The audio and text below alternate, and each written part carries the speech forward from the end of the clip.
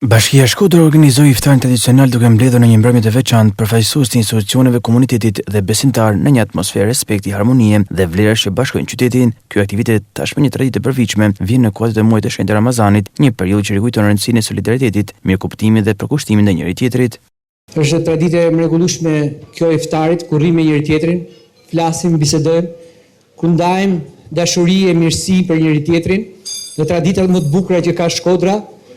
Në traditën e harmonisë, fjalimi më i bukur është një iftar i bukur dhe i mirë, fjalimi më i bukur është ndarja e dashurisë mes njëri tjetrit në këtë tavolinë përbashkët të këtij iftari që jemi sot. Të gjithë ne kemi kënaqësinë që marrim pjesë në iftarin tradicional,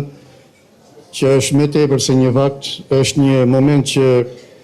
ne na forcon më tepër atë afirmitetin, shikojmë njëri tjetrin në sy me dashamirësi,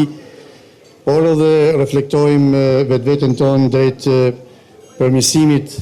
të bashkëpunimit, por edhe të mirënjohjes për njëri tjetrin. Thot një fjalë e urtë arabe, aty ku ka bereqet me njerëz të bereqetshëm, ka edhe mohabet të amël. Kështu që ne jemi mirënjohës zoti kryetar për këtë iftar të begat, që padyshim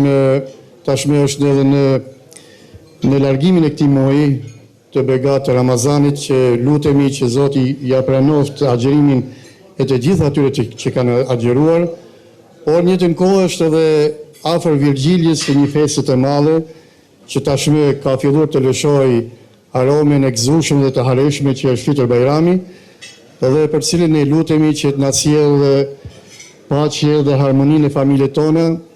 dhe mirësinë në qytetin tonë të bukur të Shkodrës. Në këtë iftar u vu thekse shërbimin e qytetarëve dhe parimet të cilat udhëheqin çdo angazhim të mirë të Shkodrës.